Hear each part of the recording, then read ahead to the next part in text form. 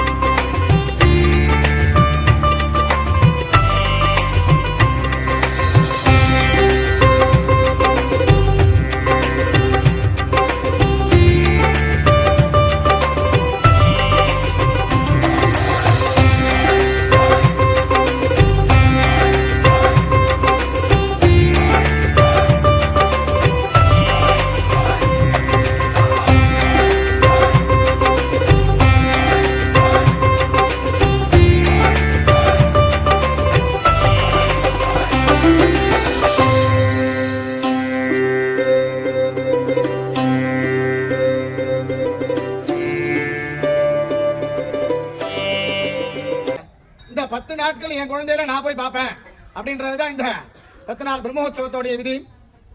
ஆலயத்தின் புறப்பாடுகள் எல்லாம் இருக்கு, கட்டாயம் எல்லாரும் வந்து தரிசனம் பண்ணணும். இதுல இந்த கொடிமர ஏற்றத்தை தரிசனம் பண்ணும்பொழுது நம்மளுடைய வாழ்க்கையில முன்னேற்றங்கள் இருந்துட்டே இருக்கும். அதுக்கோசரம் தான் இந்த பூஜைகளா இருக்கட்டும், புனஸ்காரங்களா இருக்கட்டும், ஒவ்வொரு இடங்கள்லயும் சிறப்பான முறையில இன்னைக்கு நம்ம இங்க பண்றோம்.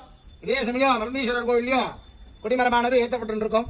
அதே சமயங்கள்ல சுவாமிக்கு பண்ணும்பொழுது ஏன்னா தெப்போத்சவமானது நம்ம சதாசிவகாம சுவாமியை சன்னதியில பார்க்க முடியும்.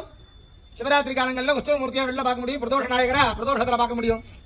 இந்த உற்சவ காலங்களில் சுவாமிக்கு கங்கணம் கட்டியாச்சு அப்படின்னா இந்த 10 நாட்கள் பள்ளியற பூஜைகள் இருக்காரு.